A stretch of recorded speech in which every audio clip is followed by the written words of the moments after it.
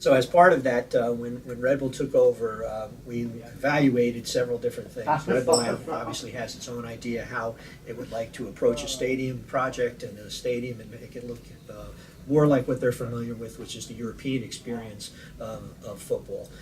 So the initial things that we looked at were taking the drawings that were about 100% schematic design at that point, not quite construction documents, but I mean full construction documents, foundation designs and things like that had been completed, but the building itself was still, a little bit in flux. We looked at how could we take this building and turn it into a more of a European approach and experience for the soccer fans and the general public. And what we quickly realized was that the design that we had on the boards would not be able to be accommodated into that new vision very easily. So what we looked at was the possibility of pretty much going back to ground zero, rolling back to nothing and coming up with a design that worked. And at the time, in Europe, they were preparing for Euro 2008. So there were a number of stadiums that were under construction, and Red Bull was involved with their stadium in Salzburg, which was being expanded to accommodate more seating for Euro 2008. And the architect that was involved in that was also doing another stadium in Klagenfurt, Austria, that was about the size we were looking for our location here. Originally, the numbers were around 18,000 seats, and we really wanted to be in the 25 to 30,000 seat range. So then the approval that had been received was for 25,000 seats, but we probably would not have built that under that original design. But the design going forward, we wanted to have a minimum of 25,000 seats and the ability to expand up to 30,000 or 35,000, which in the end we wound up with the ability to expand up to about 30,000 seats total, which we are not yet thinking about doing, but at some point in the future that may happen. So when that decision was made to look at that as taking over the project and deciding that we would change the stadium design, we brought in this concept design from Klagenfurt, Austria, and basically took the European design and adapted it for the American market and for this location, site adapted it. The beauty about it was that it essentially fit within the same footprint. So basically the main things that stayed the same was the location of the pitch did not change. That stayed exactly where it was. The surrounding building actually became a little tighter to the pitch. The original design had gone out a little bit further almost to the street lines. So we kind of pulled that in, and obviously the iconic roof design and the shape and look of the building was what came along with that. Knowing all of that now at this point, and a couple of things that I certainly learned through this process, I've been very involved in different types of construction over the years, planning different types of projects, built everything from highway bridges to military facilities to environmental cleanup projects to environmental restoration projects, wetlands projects, so vast diversity of different buildings. Also did a lot of work for the U.S. Postal Service on mail processing facilities, and a broad base of understanding of the construction process.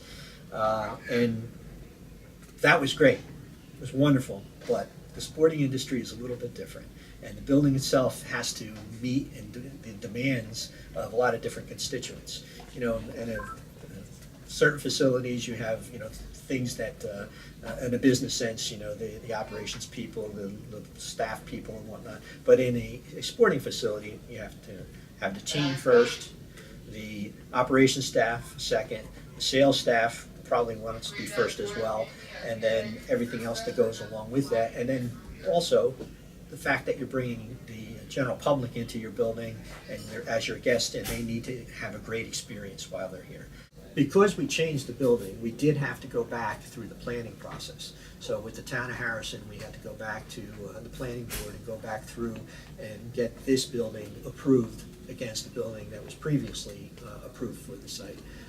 The biggest change there was that there was local opposition, and not so much because of any funding or any of those issues, but more because there was a person that was against the redevelopment plan in whole, in general, and because we were one of the first parts of it that was moving forward, we were the biggest target to slow down and grill, so to speak, when we were on the stand. But that process took maybe 6 or 7 months, and then there were some additional things that went on beyond that. So that kind of slowed the process down a little bit.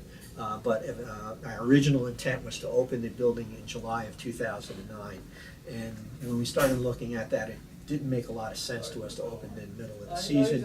And we also realized that because of some of the delays in the planning process and the planning approval process, that would have been very difficult to achieve. So we decided to push the opening back to March of 2010, which we did. We opened up in March of 2010. The building was essentially completed in December 2009.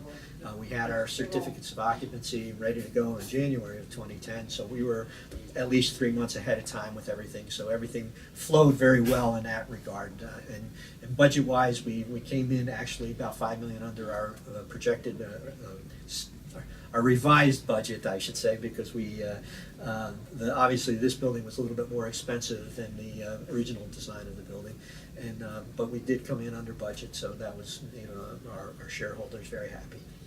Yeah, when we had the damage done to the wall, we actually had some of the wall fall onto the field, and light poles were actually pulled up. And when they discovered the light poles were pulled up, they were only put into the ground about 16, 18 inches. They were not put in all the way. So some of the stuff that was up to code back in '85 when the stadium was actually built, we had to put it back into regulation of 2012, just because everything changes. So that was a big thing, that making sure everything was done right, and it was something that not every day we think about different things like that, and that was something that came to light, that we got to make sure everything's safe, and then that also draws some awareness about the other things around us. And our foul pole was bent into, so you had to basically pick it up and restructure it in, and then pour some more concrete to make it actually sturdy, and any type of supports that we could to make sure everything's safe. So if it happens again, it's just gonna move. It's not gonna actually break or fall onto the field.